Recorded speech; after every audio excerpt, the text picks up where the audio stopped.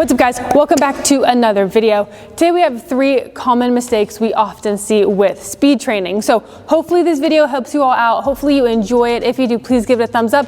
Please subscribe to the channel. Please drop us a comment down below. Let us know what you want to see in the future, what you like. Hopefully you guys enjoy. All right guys, number 1, and we see this one so often, do not confuse speed work with cardio or your conditioning training. Too much volume is a speed killer. You want quality over quantity. You don't want to have to do that many sprints. The problem when we do too much volume is you're not able to work at that max capacity for very long. So oftentimes you're working in suboptimal ranges that aren't really going to help you get faster, right? So you don't want to do too many reps of something. You want really high quality. That being said, you also want to ensure you have enough rest time, right? You want to hit your sprint as hard as you possibly can. You want to work on the things you need to work on, and then you want to rest, completely rest, a couple minutes to allow your body to get more energy, to fully recover, to let yourself go again at that high speed. Like I said, this isn't about conditioning or cardio where you want to work when you're tired, right? That's something completely separate. When you're trying to build true speed, you need to make sure that you're fully recovered so that you can work in that max output range, because that's what's going to allow the adaptation. It's very demanding on the nervous system. So you need to make sure you can have everything firing really efficiently and all together, and that has to come with enough rest. And the third part of too much volume is we often see too much distance as well. There's a very short window of you actually working in an optimal distance for speed.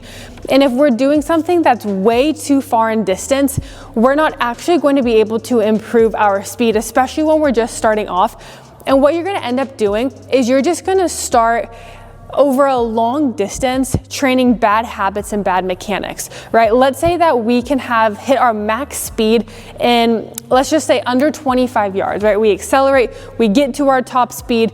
That is when we're at our absolute fastest, and then we start dropping. When we're working on speed, you want to work in those ranges, and then eventually as you get better, it will continue to carry as you go with more distance.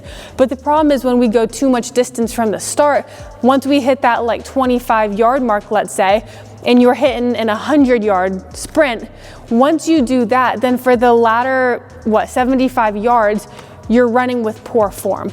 So you want to make sure that you're not just from the start overdoing volume, overdoing the distance, not getting enough rest, because you are going to be training these bad habits and not actually working the optimal speed levels that you need. Number 2, don't do exercises that are way too complex.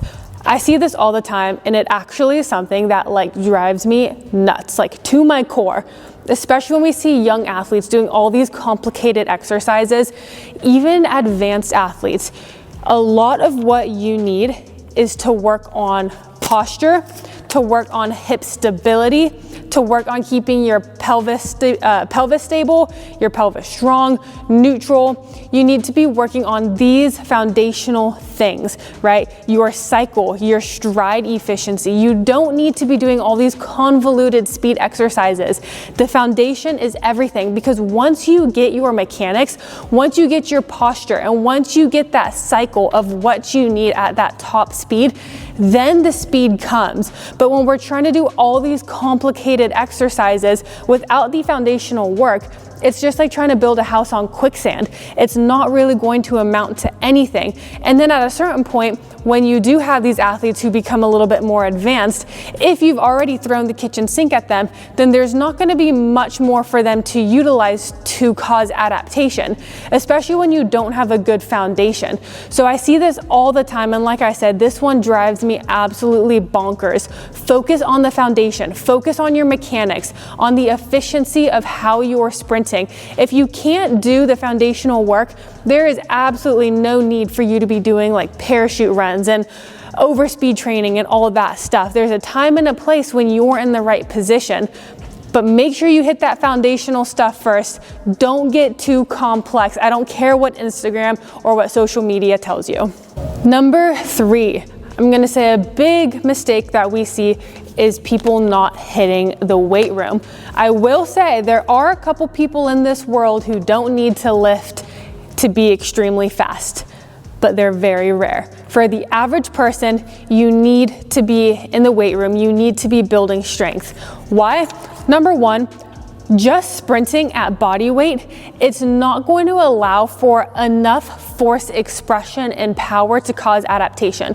What I mean by this is, yes, you are exerting a crap ton of force, but it's not for long enough to cause that adaptation on a muscular level, on that nervous system level. You need to be able to have that force output and force expression for longer, and then you have to transfer it to your speed. So that's the biggest thing. It's not just coming into the weight room and getting strong. You have to be able to apply it to your speed training. You have to be able to take that and apply it to horizontal force production for like the acceleration phase, for example.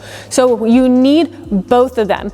Like I said, just your body weight sprint is not enough of a force expression to really cause much. Number two, getting in the weight room, it's going to increase your ability to produce force, right? That force output is going to get higher. You get stronger. Let's say when you're sprinting, you're working at like 80–90% of your max force output.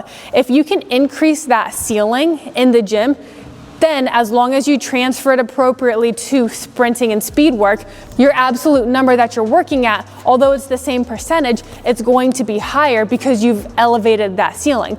Number three, being in the weight room is probably one of the best things we can do from a potentiation standpoint for the nervous system, improving the motor unit recruitment, the firing, just that elasticity of movement from that neuromuscular system. So that potentiation, it's amazing when you come in here, when you hit some heavy stuff, if you hit some overcoming isos, just working at that level. So like I said, there absolutely are people who can get stronger, or sorry, who can get faster from just sprinting.